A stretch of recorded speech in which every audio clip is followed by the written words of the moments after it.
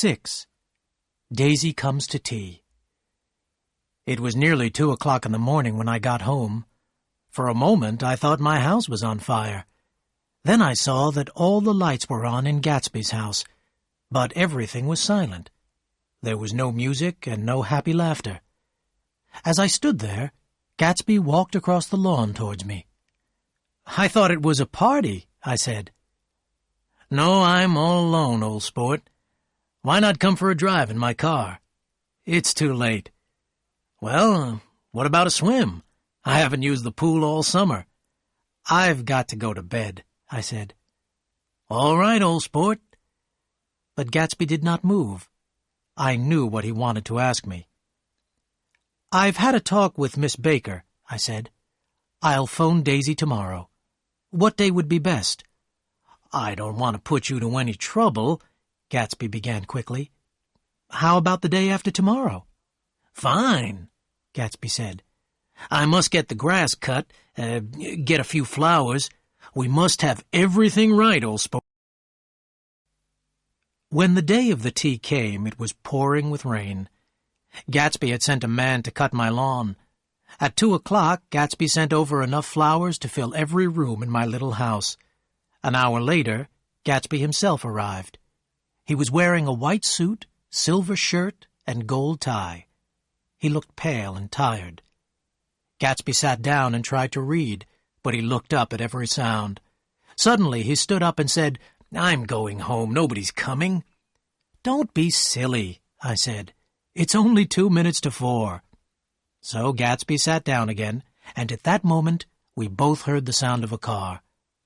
As I opened the front door, Daisy stopped her car and got out. "Why did I have to come alone?" Daisy said with a little smile. "Are you in love with me, Nick?" I took Daisy's hand and led her into the living room. Gatsby stood there, very pale, his hands in his pockets. For half a minute there was silence.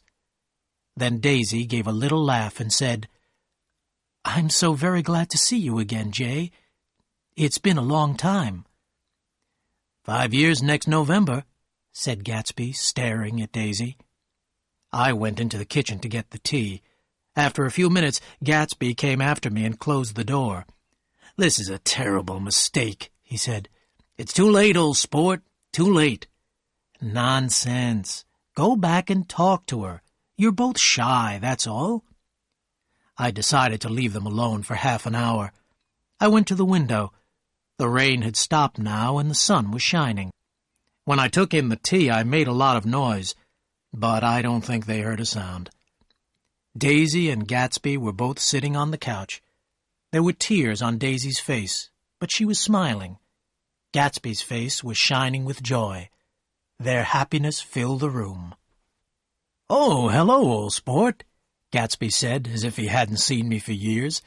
"I want you and Daisy to come over to my house." "You sure you want me to come?" "Sure of it, old sport." And so Daisy saw Gatsby's enormous house for the first time. "That's your house over there, Jay?" she cried excitedly. "Do you live there alone? It's so big." "I always keep it full of famous, interesting people," Gatsby told her. We wandered through the gardens. Daisy admired every flower, every tree, everything she saw. We came at last to the white steps in front of the house. It was strange to see them quiet and empty. Inside the house we wandered through room after room. We admired the books in the library. All the beautiful rooms were empty and silent. We went upstairs and looked at bedrooms and bathrooms painted in pale, rich colors. Finally, we came to Gatsby's own rooms, where we sat down to have a drink. Gatsby had never stopped looking at Daisy. Once he nearly fell downstairs. He was trying to see everything in his house through her eyes. He was like a man walking in his sleep. "It's a funny thing, old sport," Gatsby said slowly. "When I see, I can't believe." He put down his drink and opened 2 big cupboards. He began to take out shirts, suits, ties. "I've got a man in England who buys me clothes," Gatsby explained. "He sends things over twice a year." The brightly colored clothes covered the table and fell onto the floor. Silk, wool, cotton. The pile grew higher and higher. Suddenly, Daisy hid her face in the shirts and began to cry. "I don't know why I'm crying," she said, "but they're such beautiful shirts, Jay. I've never seen such beautiful shirts before in all my life."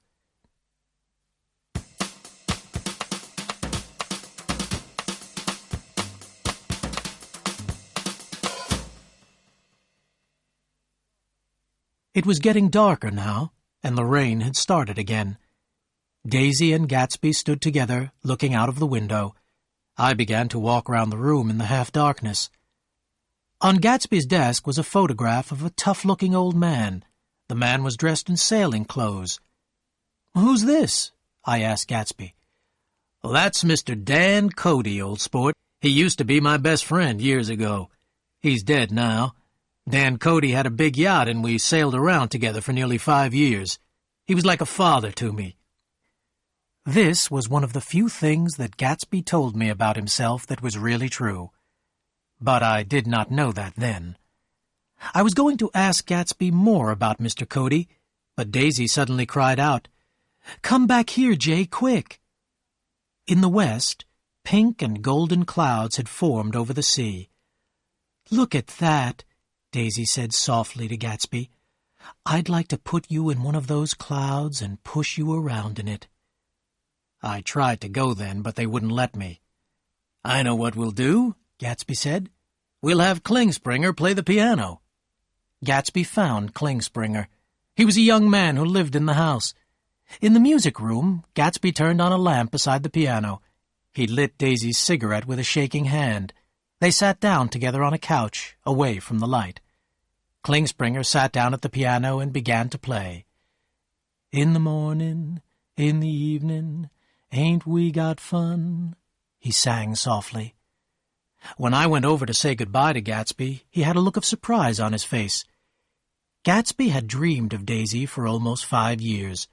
Now his dream was beside him. He could not believe it. They had almost forgotten I was there. Daisy looked up as I spoke and held out her hand. Gatsby looked up too, but he didn't seem to know me. I went out of the room quietly, leaving them together.